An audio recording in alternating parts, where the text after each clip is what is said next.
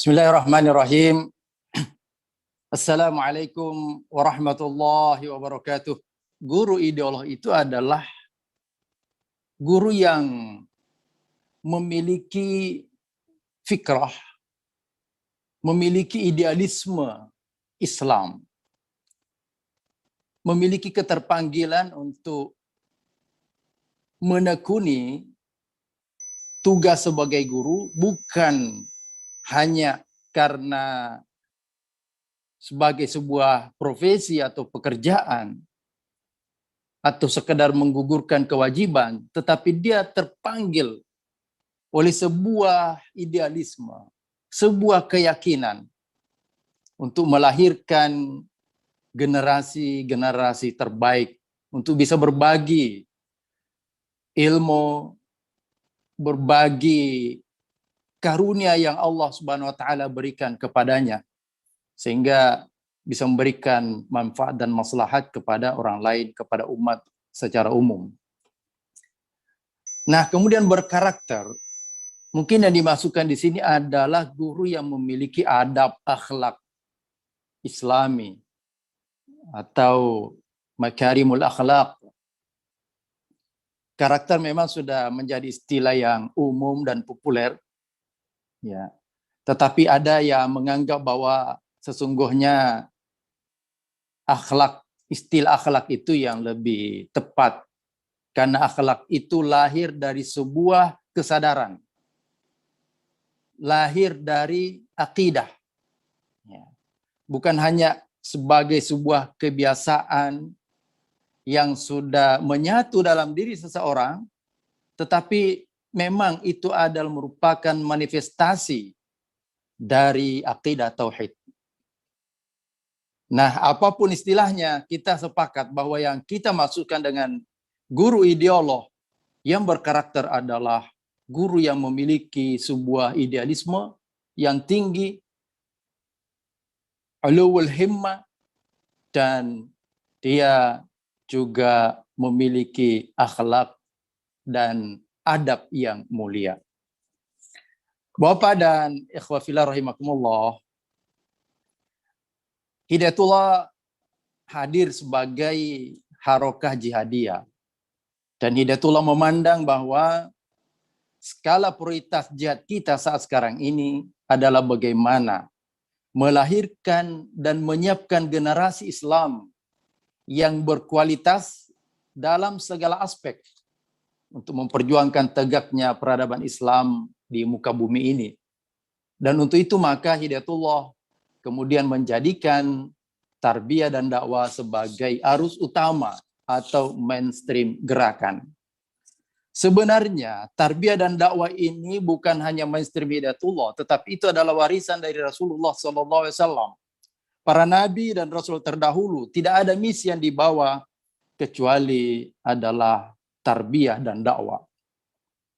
Termasuklah Nabi Allah Muhammad SAW sebagai penutup para nabi dan rasul.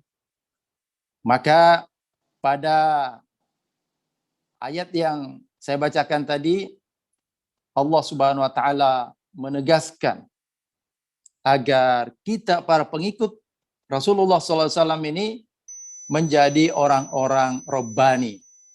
Orang-orang yang menekuni tarbiyah ya, sebagai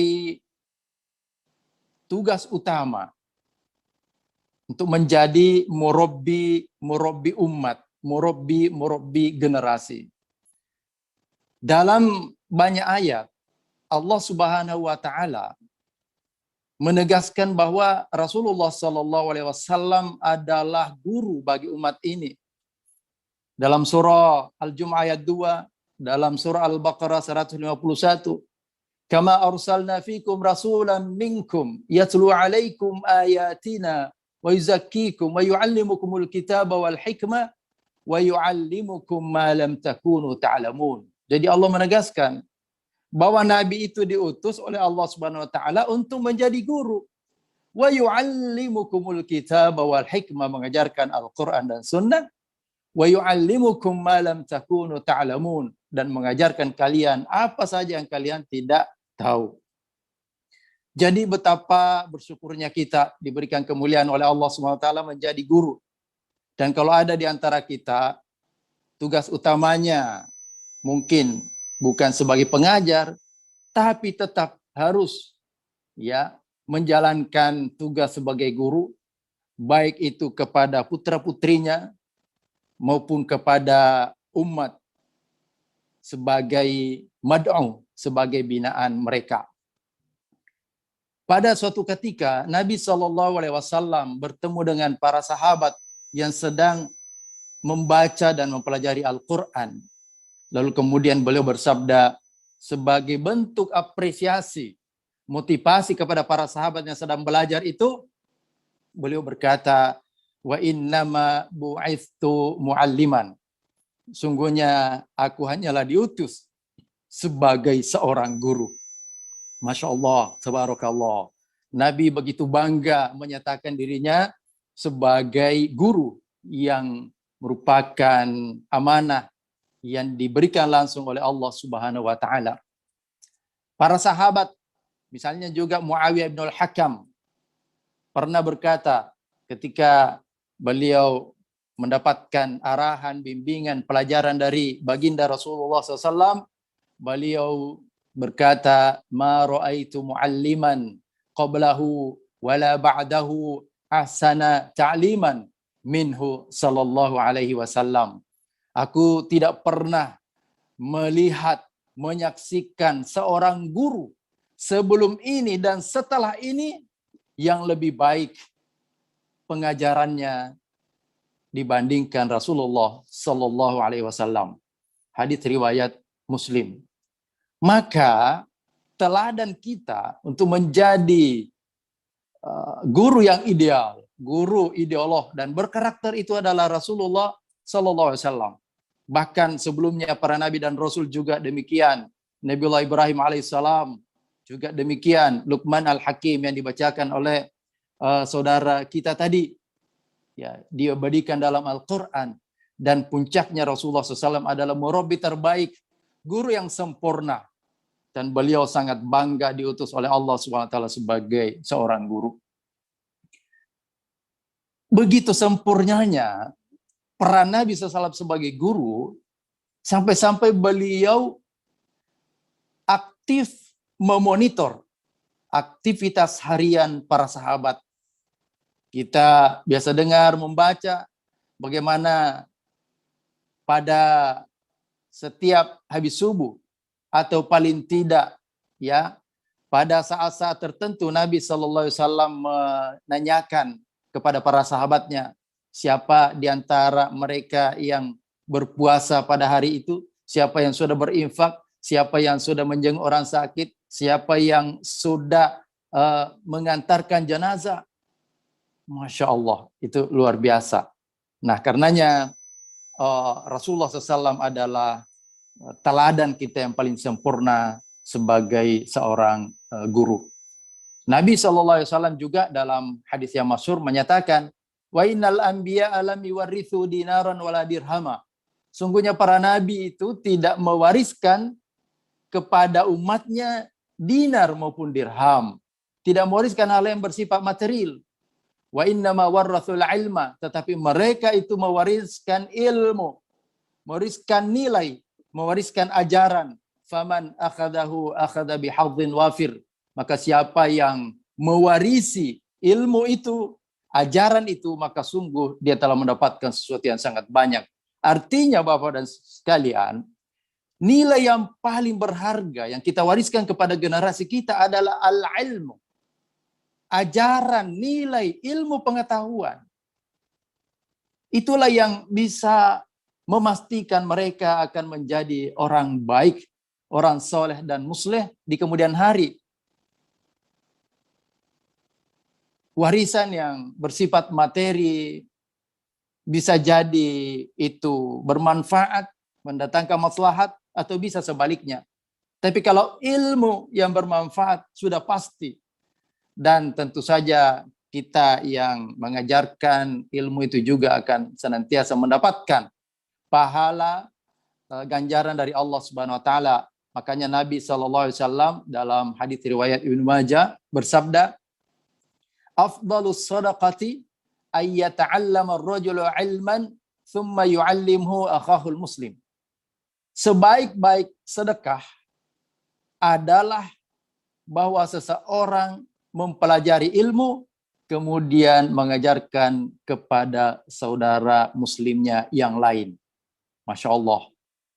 Jadi kita yang tidak diberikan banyak materi oleh Allah Subhanahu wa taala, kita diberikan lahan amal soleh, lahan ibadah, lahan jihad yang sangat luas, yaitu di bidang pendidikan. Karenanya kami mengajak kepada kita semua, para guru, para dosen, dan siapa saja, bahwa marilah kita merubah orientasi kita untuk menjadi seorang guru, bukan karena mencari pekerjaan. Meskipun tentu hak kita sebagai guru juga mendapatkan salary misalnya, tetapi orang beriman itu selalu mendapatkan kebaikan yang ganda di dunia dan di akhirat. Pada surah Al-Qalam tadi, Allah selalu menjanjikan kepada orang-orang yang berbuat baik untuk mendapatkan ganjaran, wa inna laka la ajran ghairu mamnun. Ganjaran yang tidak terbatas.